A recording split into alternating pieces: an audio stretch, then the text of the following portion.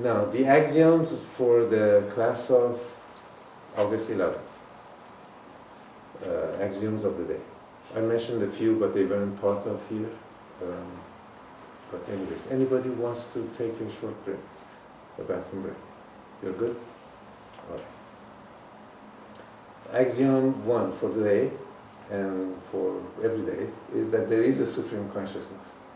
I can't simply not believe in that, not know that. I know that. There is a supreme consciousness. Axiom number 2 for today. The universe is not God. Energy is not God. God creates the universe. God creates the energy. So we are being very emphatic in saying things here, so we can move on. God is kind, always merciful, and the universe is physical and obeys by the laws of cause and effect. There is no grand scheme to punish you or to reward you. There is none of that. It all depends on how you position yourself. Everything is here. So cause and effect translates into karma. So karma is not the law of punishment. Right? Okay. Are we good? Am I too fast with the axioms? Okay. I have the axiom of the first agreements, and for those of you who haven't heard, I'm not expecting you to accept, believe, comply, but it's something that I came to. And the information was given in 2007 to our first class. It's called the axiom of the first agreement, which means, if we all are parts of God, it's like, with all due respect to God and us here, it's like I'm a part of the wall. Maybe that wall, maybe this wall. But I don't know I'm part of the wall. I am. You are too. Oh, so boring. I know everything. I don't need to move. I don't need to look. I am.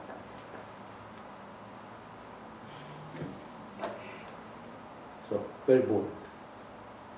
So we all collectively, all of us, the ones that we have encountered through lifetimes after lifetimes, maybe millions of reincarnations, the ones that you are going to meet in your future reincarnations, the ones that you have not met in millions of reincarnations and you're not going to meet in the future reincarnation.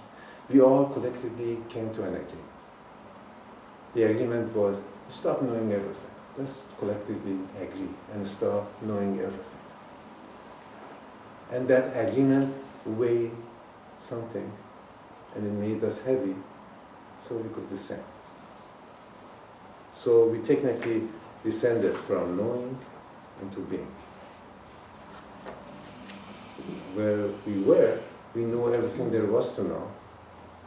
But where we are here, we can know anything we want to know. But it's impossible to know everything. It just doesn't work with the human concept. But we do have access to anything we want to know. I don't know how many of you have seen the violent movie Matrix. It's like, do you know how to operate a helicopter? No, let me download. Okay, then you press and do things, and you push and you pull, and you're operating perfectly. That's how easy it is actually a lot of times, if you know where you are. If you are below being, then you have to come here to be able to touch and download, beep, beep, download. I have the information, beep, beep, download, Below that is a struggle, And with the agreements, lifetime after lifetime, with reincarnations, we became heavier and heavier and heavier and heavier. And that's our struggle, to come into being. It feels like a dwindling spiral, slippery, greasy, a lot of times we struggle to come up and we slide back, But that's the thing. So the first agreement, the agreement of the first agreement allowed us to come into being, then start to do. And once we do, then we start to have. And as soon as we have, we actually have materialized. what we thought. We are engaged in manifestation, materialization. So that's the agreement, the axiom of the first agreement. So, no pain, no gain is a fallacy. It's very religious. That's not the reason we came here. Judging or observing, words are funny. Observing the previous axiom that God is kind, always merciful. How come no pain, no gain? It's a choice. Okay. As Shafaw healers, and I assume you all have an eye on being healers yourself, at least for yourself, your immediate family members. A Shafaw healer does not try to find what is wrong. We do not try to find what is wrong. We do not diagnose. We bring light into the area with difficulties. We create healing in the area. We remove the memories of the pain of the area. We remove the memories of the pain. Okay, I guess I'm going to skip a few of the axioms of the day and move to more earthly axioms. The universe has no tolerance for failure. The universe is not necessarily kind, it just cause and effect. And it has no tolerance whatsoever for pain, for chronic pain rather. The universe considers chronic pain as failure. It's funny, but that's the way it is. Okay? So, make a mental note, please, that karma, cause and effect, can be transcended. Just say it again. Karma, cause and effect, can be transcended. Does it make sense? So, if I'm on this plane of reality and I've done something, cause and effect, it doesn't mean it's good or bad. Karma, the cuckoo monster, comes to get me. If I'm not here, it keeps on like bunnies, keep on going, can't get me. I've transcended already, okay? Pain can be physical and emotional, of course we know that, right? So no pain, no gain is a fallacy, is blasphemous. Love source wants you to have gains free from pain. When you have a thought, conscious or subconscious, you become a cause. Is that right? When you have a thought, you become a cause. Is that right? And then you forget, then the thought is the cause and you are the... Okay. Okay, so that's something we were talking about. Okay. Here is something you may want to think for a few seconds. It's dangerous to exert control over something to change your mind about it. Very dangerous. You want me to repeat it? Yes. Okay. It is dangerous to exert control over something to change your mind about it. I read it again. It is dangerous to exert control over something to change your mind about it. Any yes? Can you give an example of that? I was moving towards it. Yes. But how about you? Can you give me an example? Blank. Anybody? So the topic is love and respect and pain. Can you give me a painful example? If you're having pain and you focus on it more and more, then it just grows because you're trying to get rid of it, but oh, there it is, and it just keeps getting bigger and bigger. But how about you exert control over the pain so you don't feel it? Oh. Is that a good thing? I'm saying it's dangerous. Why am I saying it's dangerous? Because you're actually not releasing it or getting rid of it. You're holding Exactly. it. Thank you. So the pain, like termite, is doing the damage. You're not being high and mighty and strong, to exert control over the pain. You're using hypnosis. Feel your hand, bare finger, in the icy water so you don't feel the pain. It's not healing. It's dangerous. The damage is being done. Do I make sense? So it is a fad. It's the longest fad I've seen, people trying to exert control over pain. Well, exert, will to heal. Exert will to heal. Once you treat, the pain is going to go. There was no such thing as pain management. It's a recent phenomenon. Why would you manage pain? You heal the cause, the reason. Doesn't it make sense? Mm-hmm. So I want us to kind of come off of high horses of exerting power, out of the mind, over the pain, or whatever disharmony that we are facing. Because the problem continues. Like termites. Okay? All right. Consciousness, very important. Consciousness, I say it's very important about anything else. But consciousness depends on removal of memories of physical pain.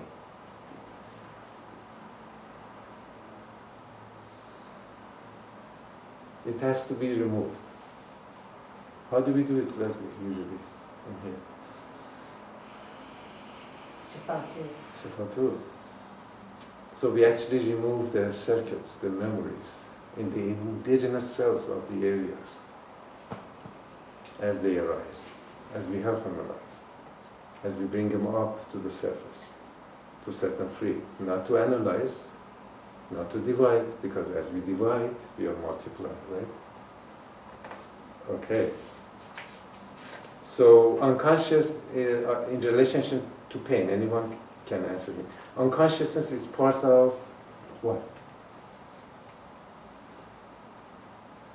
We're talking about pain. Unconsciousness is part of pain. In fact, is a symptom of pain. Unconsciousness is also a symptom of pain. So at the moment of pain, physical or emotional, all the senses, perceptions are in working order. They are recording. And the sum total of all recording comes to an oasis that may be well hidden and camouflaged. If this is not released, this acts like triggers, sometimes tricks, just does this and it goes to dormant. And you don't know what happened. You go back to the same settings of pain and pain, physical, emotional, dealing with the same thing you've been dealing for the past 10, 20, 30, 40 years. The memories, the cellular memories must be released. So someone may be very happy, there is no problem, finances are good, everything is good. They still have it. So if you remove the physical manifestation of pain, the person becomes happier, can do more. If it's a writer, then writes more books. If he healers, then he heals more people. You do a sculpture, then you flourish with the sculptures. If you're a poet, poetry just pours out of you. See, it's physical. It's a physical universe. Everything about it is physical. Okay, and we can do physical things about it. That's the strong suit. Okay. If you do not agree to relieve your chronic pain, pain becomes a way of life that you can die for. You must agree to it. Okay, what is pain? How does one describe pain? Please stay with me, it's very important, we are building up here. Okay, what is pain? A lie we told ourselves. I'm sorry? A lie we told ourselves. That's chronic pain. Oh. It could also be true though. Pain is actually very important, it's a signal. If you don't have pain, our organs may fail and we don't even know. So pain is important. Pain is not necessarily bad, Chronic pain is disease. So but what is pain, really? It's a signal, isn't it? It's a coded signal that goes to the brain. In the brain, it gets decoded and gets relayed, then we feel that pain. So it's a coded signal. Okay. So if we stop dealing with that coded signal, with the pain, if you say, oh, you know, my threshold for pain is really great, and you stop healing it, what happens? Chronic pain, the disease, right? Okay. But at some point, if you stop dealing with it and it becomes chronic, what does the brain do? Anybody? Then we have circuits in the relationship. There's a pattern. At some point the knee is going to heal, but the brain is acting on the circuitry. As soon as we activate, some switches get activated, we feel there is pain. There is no pain, it's healed.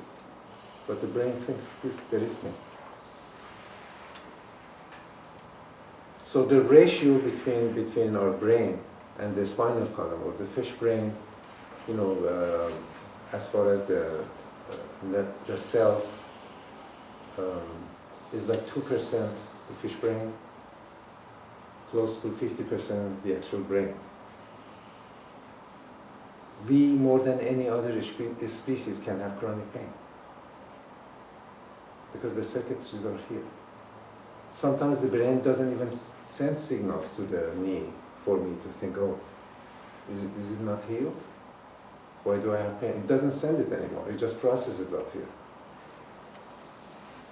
We call it psychosomatic pain. The circuits are there. Unless you clear them, they're always going to do the same. The brain is going to do such a huge mass in comparison to other species. It's amazing, the ratio is just amazing. The rat's ratio is 45 to 35. You know, 45 brain, 35 the spinal column and all the nerves. So the rat feels pain, the rat heals, the rat doesn't think pain. Learns not to go places, but doesn't think pain. The rat does not create pain. We do. It's such a big mass here. So much circuits are involved there. Physical, emotional, we're talking about both, right? So I'm bringing your attention to the fact that having a big brain is not a good thing.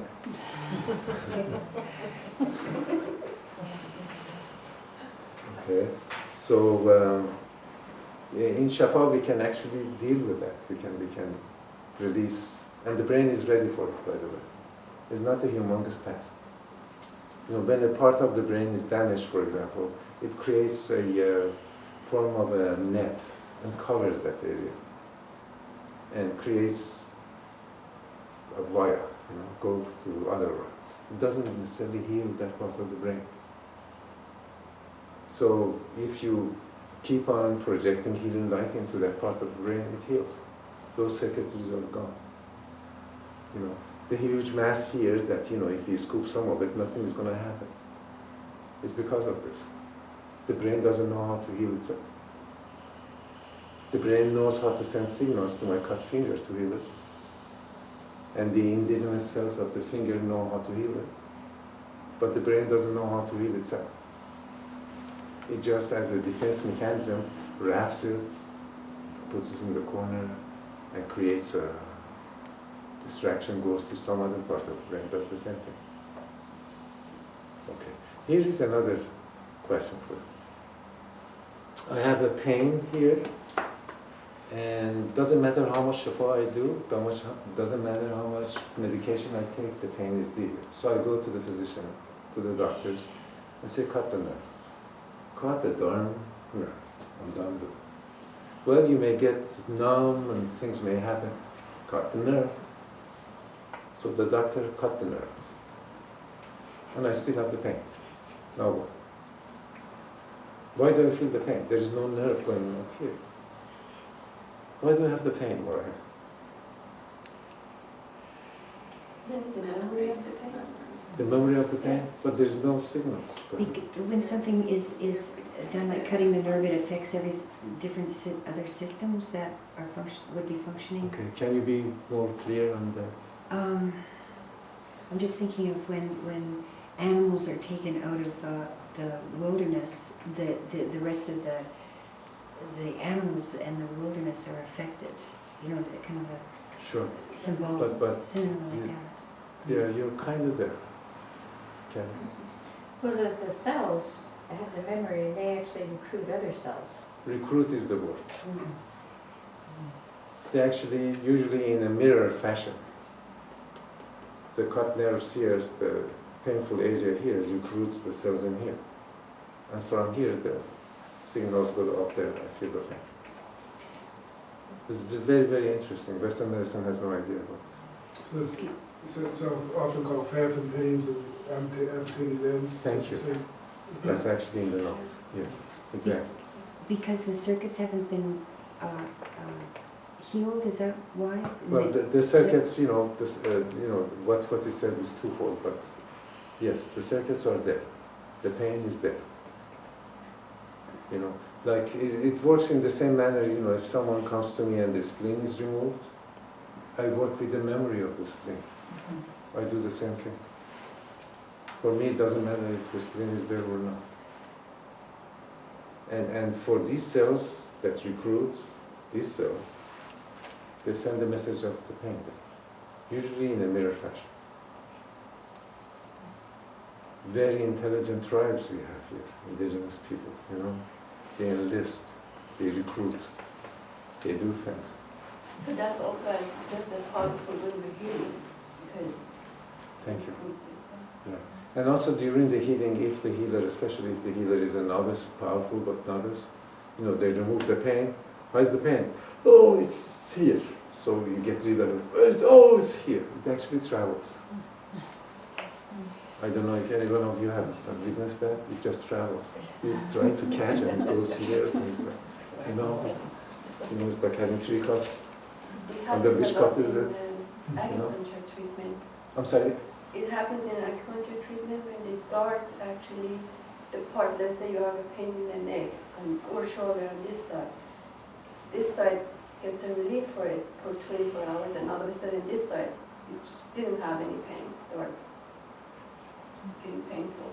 Exactly. So Exactly. So basically pain becomes an entity and it starts to have settlements in here, And if you want to remove the settlers, they just flee to other areas. They start to build settlements there. This is very, very interesting. But it's true. It also can be used very positively. When you're working on this shoulder, put the other hand on this shoulder too. So there is no room to go but to, pain heavens. You can go. Okay. All right. All right. Association. Pain by association. People have different nice metaphors. I'm not sure if it's nice, but it's like even listening to people is painful. Even listening to people is painful. So people is associated with pain. I see people and I have pain. I want to be just go to the nature. Don't want to see anybody. Doesn't feel comfortable. I get this funny pain around this area when I see people. So pain by association is very true. So it's like there are armies, there must be wars. That kind of thing. Pain by association. A patient comes, a healer comes to you, and you start to sympathize. You associate with the patient. You feel the pain. There's a cancerous tumor, I'm working, and I start to sympathize, I associate, and I start to sympathize, and then it's like, pain comes all the way up here. I may not get cancer, I definitely get pain. So a lot of the associations, the trigger for association is fear. The trigger for association is fear. So if someone is having a bad migraine headache, you may get a headache. You fear, thank God I don't have that fear. And it comes. It always comes. Okay. So pain is a lie, you told you, we talked about that. We talked about dividing and multiplying. We talked about chronic pain, that is failure. Now, there is a blow, huge blow to my head and kills me. Or there is a blow to my knee and the pain is excruciating, it continues and continues, continues. It's chronic pain, it's disease. Over time it kills me. The pain is killing me, it's true. Over time it's killing you. You're constantly in resonance with counter-survivor inside you. So the only difference is time. But the pain kills you like the pain kills me here. Okay, and then we can use the metaphors, and it kind of works in a very similar way, like fear. I could talk about fear. Okay. So I don't know if I said it, but pain in Latin means punishment. So a lot of people who are mentally disturbed and cut themselves, they punish themselves so they feel alive. There's signals of pain. They have to deal with something that is real from their point of view. Okay. We talk about cellular memories. Okay. Is numbness pain? Anybody? Is numbness pain?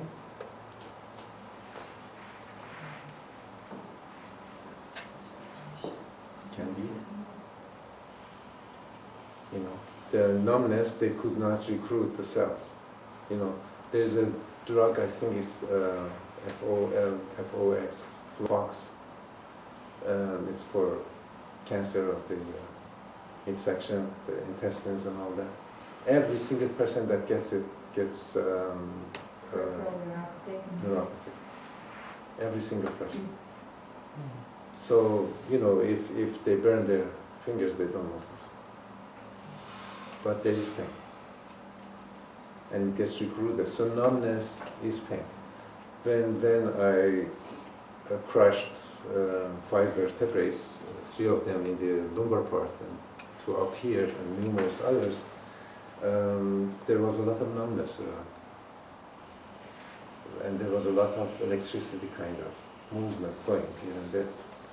But, I prefer the numbness. I prefer it to be numb.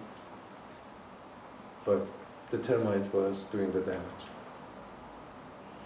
So numbness can be considered as pain too. Okay. All right. I also mentioned that chronic pain is like a fractal.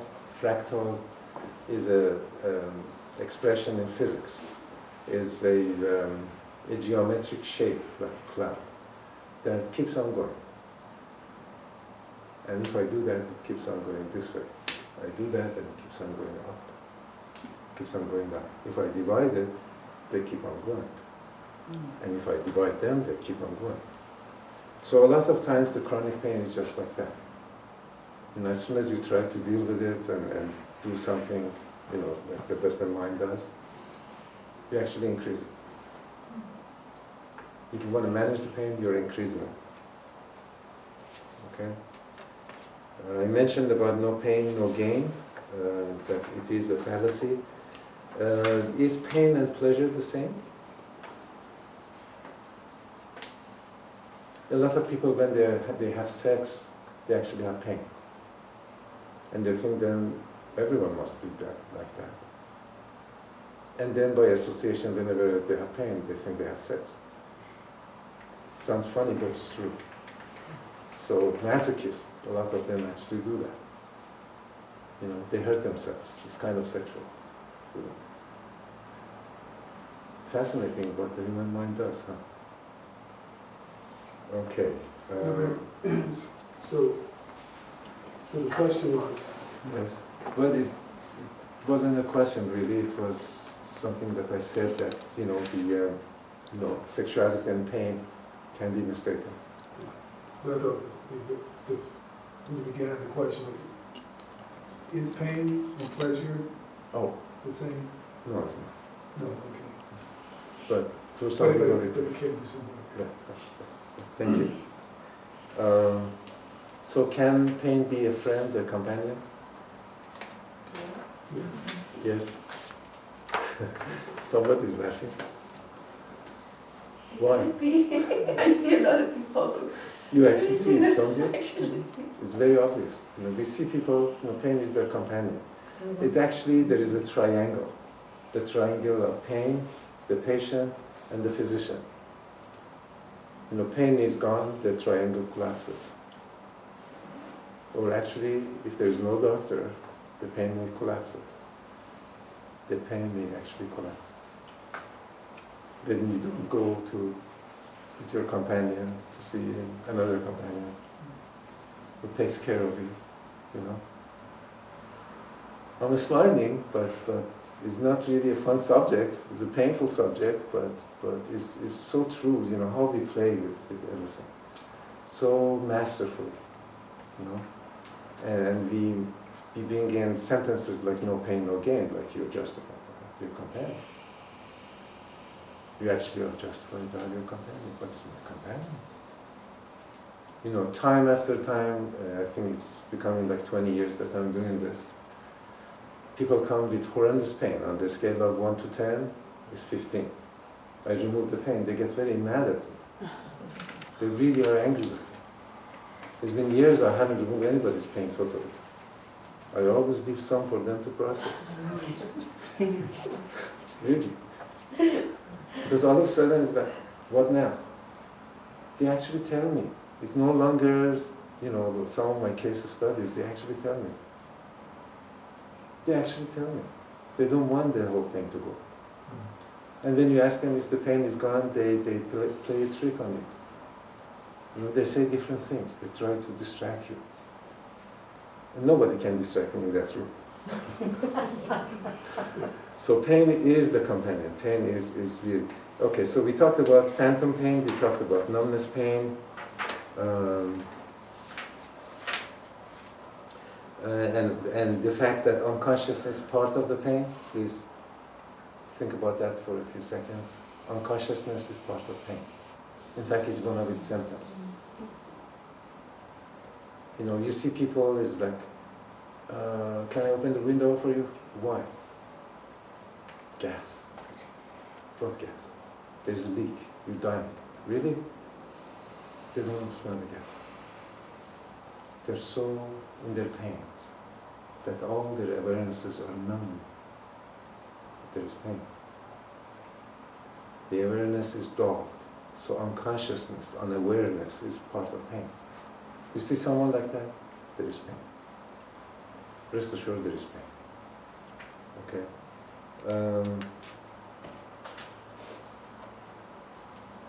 So accumulated physical pain and loss bring about a reduction of consciousness. Maybe you want to make a note of it. Okay? All right.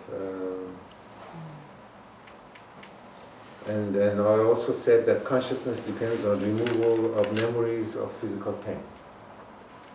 Consciousness depends on removing physical pain. So I'm going to a therapist and I keep on talking about what my boyfriend, girlfriend, my wife, my husband is done. You're not dealing with the pain. You have to deal with the physical memory of the pain. Okay. There's a title, Brain, Gut, and Pain. How is that related?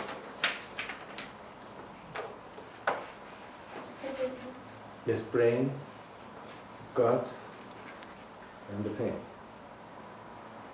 Brain, gut. Brain, Oh, gut, okay. and pain. Are Yeah. they related? I'm sorry, how do you relate? You feel it You feel them, you said? in your gut. You feel them in your gut. But the same mechanism that goes up here goes down here. So the same circuitry exists here, except that they have not evolved to self-consciousness, the brain cells in here. And I'm told we have more brain cells in here than up here. Is that something, was that your response? There's a paper out that There is paper. they actually have proof. They have proof. And that mechanism does exist. Nice. Thank you. Okay. Time and pain. What do you say about time and pain? Time and pain? Yes. Well, in what sense? I'm not sure how to answer that. So, time heals the pain? Not necessarily. Thank you. Do you agree with her? Not with me, but do you agree with her? Yes? In fact, time is not a great healer. It makes things worse. Makes things a lot worse. Okay, especially with emotional pain. It always gets worse. You may will it to not feel, but it's there. There are triggers. You'll be very, very disappointed that once the trigger comes, after all the work I've done, I've been coming to you for a year, I tell you, yes. So the expression is a lie then, that time heals pain? Time heals all wounds, time heals all pain, is that expression a It's like false no expression? pain. Yes.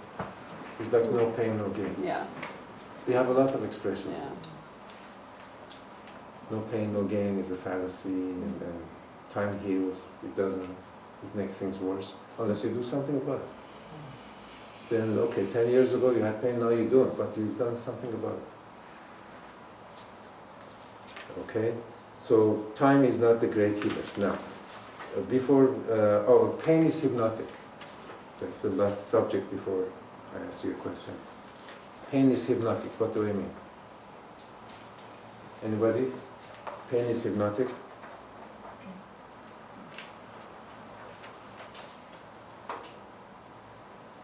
It just activates circuits and you behave it. If at the time that you had, let's say, excruciating pain and one of your loved ones was present, anytime you see them, you go into that valence or balance. It's hypnotic. You actually behave like you do have pain and you don't. And as you start to become more aware, you actually catch yourself. Why am I behaving like that? Why? As soon as I see it, I say, or I make a face like, I have pain. It's like, I don't have pain. Why am I doing that? It's hypnotic. Pain is hypnotic. So any moment of the day or night that you have pain, all your senses are working to create a collective of hypnotic command. You know? That's why in Shafaw, hypnosis is a no-no. Really emphatically saying, no. It's very, very hypnotic. Hypnosis is not good. Hypnosis, you will, for you not to feel the pain, you do not deal with the pain. So, what do we do to relieve, you're not coming to me, you're not getting Shafaw too, and all that. How do you begin to let go of these hypnotic commands? Talk is cheap. What do we do about it? I mean, you could start it right now. You can start it right now. Say that? Release the bungee cord. Release the bungee cord is good, but they don't know what you mean. But we'll talk about it later. So, what do we do? Okay. Start respecting and loving the parts of the body that have pain. Thank you. But that's not what I'm asking. So, it's hypnotic commands. I'm saying hypnotic commands is like, you're hot and you start to sweat. You're cold and you start to shiver. It's like that. You have no choices. It's like music, First music in the morning is very hypnotic. You behave it. I would never listen to music in the morning. Not even the music that I like. Because, I consider myself, somewhat evolved. It still is hypnotic. I still am affected. For the rest of the day, the rhymes keep on playing. So what do I mean? We have two hands. Then what can we do about these hypnotic commands? Leslie. I'm sorry, I look at him and said, Leslie. Oh, you're asking me? Yes. Oh, I thought you were like... Yes, that's what I did. First I'm of all, sorry. you want to stop thinking about it. Take a breath, create a new space. That's good. Opposite to what's happening. Okay, but how do we realize this hypnotic commands? How do you realize it? We know there are hypnotic commands. How do we realize it? To do something about it, or whatever you want to do. You know, you're going to see there is a problem before you do something about it. If you don't see the problem, what is it that you're doing? Yes. Well, we can start observing our thoughts, watching our thoughts, That's good. And Going in the right also- direction. Yes. and also watching what we say. Like That's the answer. where we catch our catchphrases. That's the answer. You catch your catchphrases. There are so many hypnotic commands in them you won't believe. Catch your catchphrases. Start now. And it's very difficult for you to catch your catchphrases. You may catch a few, because that's kind of part of your identity. Ask your friends to tell you your catchphrases. There are lots of hypnotic commands. You won't believe how much hypnotic commands are in your catchphrases. Like when I say, hello, Radiant One, that's my catchphrase.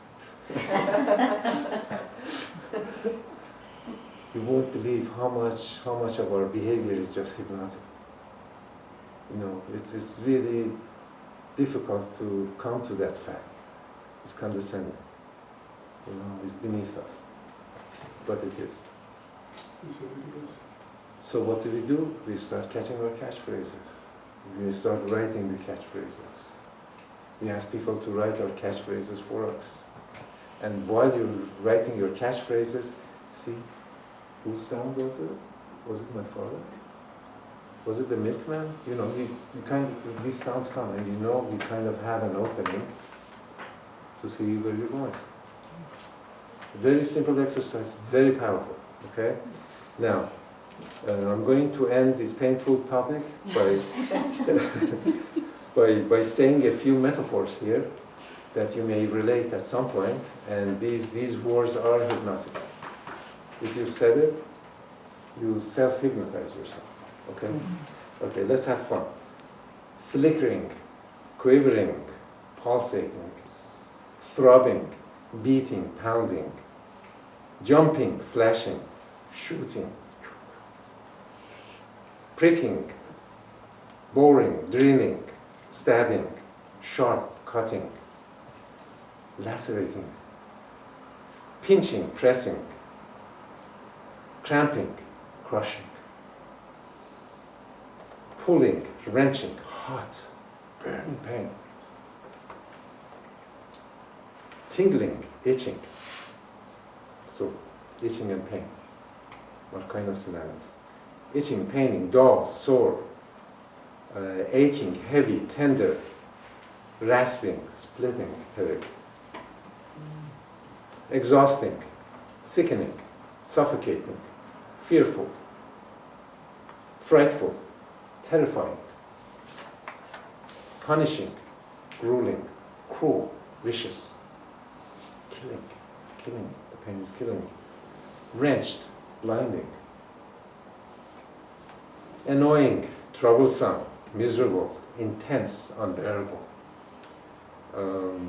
spreading, radiating, penetrating, piercing, tight, numb, squeezing, tearing, cool, cold, freezing, nagging, nauseating, agonizing, dreadful, torturing. Have you said any one of these words? By association, pain by association. Okay, so you answered the question, how do we recognize the hypnotic command? And probably the last subject is pain and chakras. As soon as you have pain, what happens? What chakra is affected? I'm sorry? A lot of them are. All of them are? A lot of them. A lot of them are. Very true. Goes throughout the body. But which one is affected first? Three, The solar plexus, you're saying? Chakra? two chakras. The navel center, the Navel emotional center? center. Interesting. The base. The base is number 2. That That's was my heart. next question. Heart? That was my next question. What's number 2? The heart? Thank you. Anytime you have any kind of pain, physical, emotional, that's the first one. It's operating pretty nicely and then drops like an elephant drop. You know? Trying to work, doesn't. It's like a bicycle, you hit it against the curb, it's all warped. It's not working. And of course it affects the thymus, then your immune system drops. It affects the heart. Your heart is not doing good. You go to the physician, my heart is doing this, they give you medicine. It's all because you had a pain maybe in your pinky. The heart chakra is the very first one that gets affected. And then, yes, go ahead. Is that because you feel maybe some fear when you... Is that, you mean, the reason why it affects the heart chakra first? Yeah. No.